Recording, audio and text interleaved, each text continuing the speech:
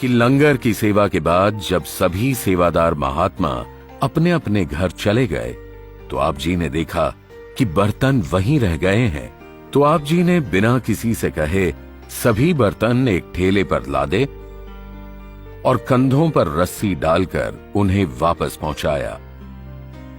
कहंदे ने खुदा जिसनू मुर्शद तो मैं पाया है, हाज़िर हाज़िर जो हुज़ूर दिसे नज़रां च समाया है। और बलिदान का ये सिलसिला यहीं नहीं रुका। आगे चलकर जब मिशन के कार्यभार को संभालने के लिए आप जी को यूनिवर्सिटी की पढ़ाई छोड़ने के लिए कहा गया, तब पढ़ाई में रुचि रखते हुए भी आप जी ने अपनी पढ़ाई त्याग दी। अब इससे बड़ा सबक भला और किस किताब में देखने को मिलेगा। एक तरफ तो लगता है कि सतगुरु के बेटे होते हुए भी आप इतना सरल जीवन कैसे जी पाए, और दूसरी ओर यह भी लगता है कि सतगुरु के बेटे होते हुए ही आप इतना सरल जीवन जी पाए।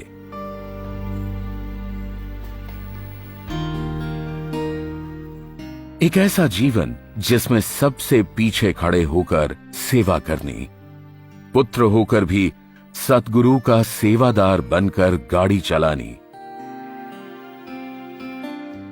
और जहां बाबा जी का प्रसाद होता तो उस घर के बाहर ही बैठकर प्रसाद खाना, और स्वभाववश कहीं अगर गंदगी देखी तो अपने हाथों से साफ करना और नालियों तक की सफाई कर लेना। हर दम यही कहना, मेरी शख्सियत का तो कोई भी वजूद नहीं, मैं वहीं पर होती है जहां ये निरंकार मौजूद नहीं। और इस सरलता, निर्मोह व संजीदगी के लाखों उदाहरण आपके जीवन में देखने को मिले। संगतों ने आप जी को भोला, सेठ जी, भाई साहब जी और ना जाने कितने नामों से बुलाया, पर आप जी ने अपने आप को सिर्फ साध संगत का दास ही बतलाया। ना करम जी पंग है,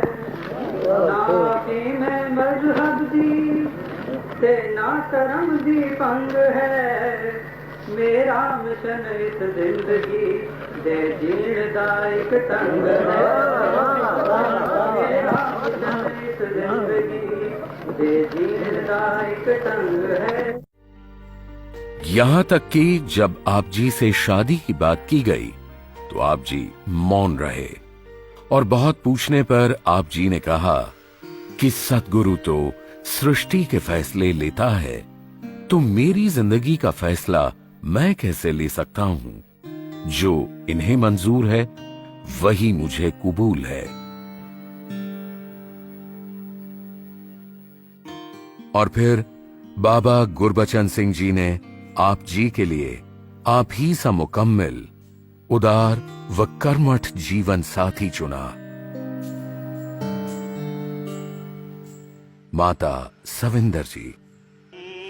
धुर तो इस जगते जोड़ी नरते धार दी, तो दिला विच जोत साझी एकता ते प्यार दी, रस्त विच है जन्म लेता हर वली अवतार ने, समझया नहीं सच लेकिन सच दे संसार ने।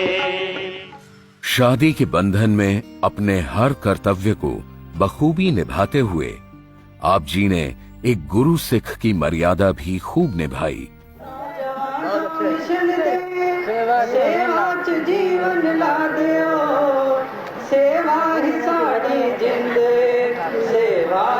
साड़ी जाने सेवा ही साड़ी जिंदे सेवा ही साड़ी जाने रब वेख के विश्वास करके कह रहा विश्वास ही इंसान है विश्वास ही भगवान है। और इस भोले संत पर परीक्षा की घड़ी उस दिन आई